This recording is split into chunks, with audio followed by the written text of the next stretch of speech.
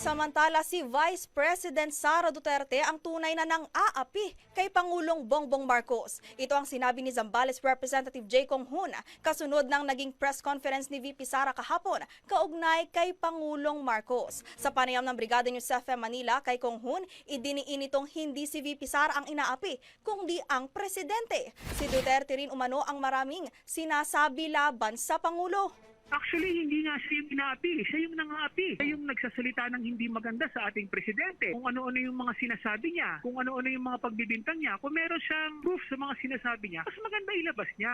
Ang problema, puro salita at puro pagbibintang at puro pag-iimbot, no? Yung kanyang ginagawa. Maliban dito, tila umiiwas at halatang lumilihis umano ang vice-presidente sa mga isyong kinakaharap niya ngayon. Well, halatang-halata naman na ang ginagawa niya is dinedeflect niya yung mga issue laban sa kanya. Naglalabas siya ng mga statement saan nagsasalita siya ng laban sa presidente para hindi pag-usapan yung mga issue na kanyang kinakaharap. Isang nakakalungkot dito is ayaw niyang harapin yung mga katiwalian na nangyari nung panahon na siya'y nasa DepEd at saka nung panahon na pinagkatiwalaan siya ng ating mamamayan ng confidential fund. Tinig yan ni Congressman Kong Hun.